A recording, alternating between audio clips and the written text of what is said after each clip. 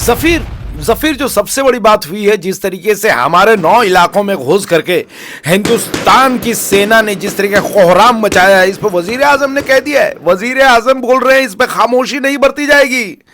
वजीर आजम घर में घुसकर, अपने घर में घुसकर खुद को लॉक कर लेंगे, क्योंकि एक इस तरीके का टॉर्पीडो छोड़ दिया है इंडिया ने। टॉर्पीडो एक ऐसा मिसाइल होता है जिसका नाम लिखा होता है उसके पिछवाड़े में घुस के मारता है। वजीर आजम का नाम लिख करके एक टॉर्पीडो छोड़ दिया गया है। वजीर आजम कहने लगे ये धमाके, ये शोर क्यों मचा हुआ है। और उसी समय, ठीक उसी वक्त हमारी मीटिंग चल रही थी। वजीर आजम, मौलाना मसूद अजहर साहब और जनाब हाफिज सईद वहीं पे बैठ करके बातचीत कर रहे थे कि भाई पहलगाम के बाद हमारा अगला हमला कहाँ होना है। लेकिन उसी बीच में खबर आ रही है कि मौलाना मसूद अजहर के पूरे परिवार को खत्म कर दिया गया है। इस खबर को सुनते ही मसूद अजहर रोने लगे, बिलखने लगे, परेशान हो गए, तड़पाने लगे, एक नाली में पड़े हुए कीड़े की तरह। मुआफ करना, इसे थोड़ा बदल देना। तड़पने लगे। देखो मेरा गुस्सा भी जायज है ना, क्योंकि ना ये पहलगाम वाली हरकत होती, ना आज इंडिया बदला लेने के लिए गुस्सा। समझ रहे हो? ऑपरेशन सिंदूर चल रहा है। उन्होंने भी कह दिया है ऑपरेशन हिजाब हम चलाएंगे। अब ऑपरेशन हिजाब लेकर के आएंगे हम। अब कब आएंगे ये बात मुद्दे का नहीं। अभी तक हमने इसका कोई जवाब नहीं दिया, ना हम जवाब देना चाहते हैं। अभी हमारे पास खाने को आटा नहीं है। हमारे पास खाने को आटा नहीं है, हमारे पास मारने को चांटा नहीं है, चुभाने को कांटा नहीं है, और खर्च करने को डाटा नहीं है। वाह क्या देख रहे हो जफीर, यही होता है जब गम में आदमी होता है तो इसी तरीके की बातें करता है। और जिस तरीके से आधी रात के समय, अच्छा लोगों की शिकायतें, हिजबुल मुजाहिदीन के चीफ कमांडर उन्होंने कहा कि भाई सायरन क्यों नहीं बजा। अगर जिस तरीके का हमला हुआ तो सायरन बजना चाहिए था। वजीर आजम इस बात को लेकर के चाइना के पास गए, चाइना से कहा कि आपका प्रोडक्ट हमने लिया था, टाइम पे सायरन नहीं बजा। तो चाइना का जो कॉल सेंटर है इस तरीके का चाइनीज में समझाने लगा। वजीर आजम बोले छोड़ो रहने दो, इससे बढ़िया तो मैं ही चिल्ला लेता, मैं ही छत पे चढ़ करके बोल देता कौम जाग जाओ, कौम भाग जाओ। खैर चाइनीज सायरन जो है टाइम पे धोखा दे गई, तो वो सायरन भी नहीं बजा। और कमबख्तों ने इस तरीके के टॉर्पीडो मिसाइल छोड़े जो घूम घूम कर एकदम मतलब ऐसे से लखेद लखेद कर लोगों को मारा है। 4-5 आतंकवादी जो है टॉयलेट के अंदर गए घुसने के लिए, छुपने के लिए, मुआफ करना, छुपने के लिए, घुसने के लिए गए। मैं क्या ही करूं, मैं किधर का क्या क्या संभालूं। अभी देखो हमले की आवाजें आ रही है, मैं खुद ही बंकर में छिपा हुआ था। वजीर आजम जो कह रहे हैं मेरी रक्षा करो, मैं इस कौम का, मैं बोला कि एक काम करो, सुनो ये सब यहाँ में नहीं चलने वाला है। यहाँ सब आदमी जो है अपना अपना जान बचा रहा है। इमरान खान जो है वो ठीक जेल के बंकर में सबसे ज्यादा सुरक्षित है। वजीर आजम कहने लगे मुझे भी जेल में डाल दो। मैंने कहा कि किस तरह की बातें करें, कौम में आपको सबसे आगे रहना है। और जो सबसे सेना प्रमुख जो है, सेना प्रमुख का कोई न्यूज नहीं है, वो गायब है, वो बंदा ही नहीं दिखाई दे रहा है। वो खुद ही कंट्री छोड़ करके भाग गया आग लगा करके। समझ रहे हो? कौम को पहले हिंदू मुस्लिम की बातें बता दी, उसके बाद पहलगाम का अटैक करवा दिया। अब पहलगाम का अटैक कराए हो तो भैया उसका देखो, न्यूटन भैया जो है, न्यूटन बोले थे, अंग्रेजी में है, जफीर ट्रांसलेट कर लेना, every reaction has an equal and opposite reaction. अब तुम करे हो पहलगाम तो ये भी करेंगे धूम धड़ाम। चल रहा है, पूरे रात में घुसे 9 इलाकों में, जो खदड़ खदड़ के आतंकवादियों को मारा है, जो टेररिस्ट इलाके खत्म, सबके सब। अब कहने को इन्होंने अपने 4-5 लोगों को जो है, अच्छा हमारे जो जितने भी लड़ाके थे सब आसमान की तरफ देख रहे थे कि एक प्लेन घुसे तो हम पेल दें। हमारे लड़ाके, एक प्लेन घुसी और जिस तरीके से आग गोले, इस तरीके से कलाबाजियां मारता हुआ जैसे लगा कि अक्षय कुमार प्लेन उड़ा रहा है।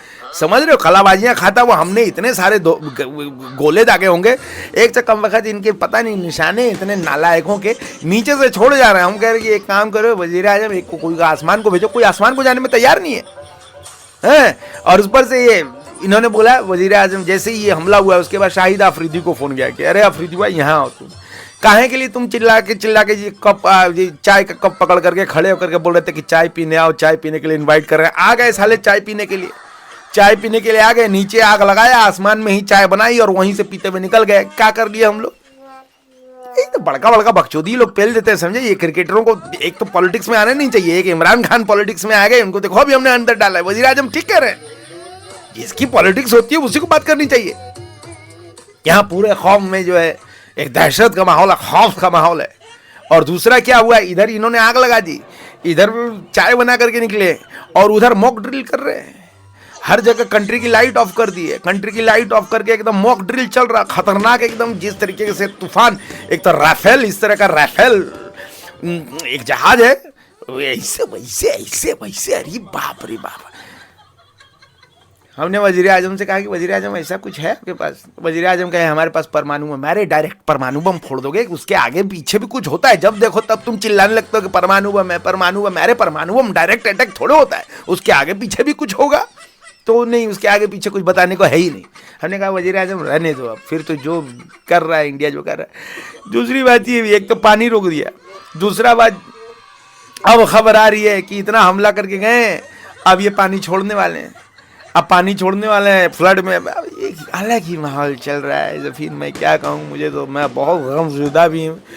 मैं खुद ही गया हुआ था इधर, इन्होंने मौलाना मसूद अजहर ने अपने घर पे बुलाया कि हमारी जो है 8वीं निकाह हुई है, आओ खाना पीना खाओ। बेगम जो है, खुद मौलाना मसूद अजहर जो हैं 75 साल के, क्या हट्टे कट्टे नौजवान, और इनकी बेगम जो है 20 साल की। अरे कच्ची कहाँ से वाले जो भी है गई। तो हमने कहा भाभी जान मुखड़ा तो दिखाइए, तो भाभी जान जो है मौलाना मसूद अजहर हमें ऐसे देखे कि हम ही को ना कहीं ठोक दें, कहीं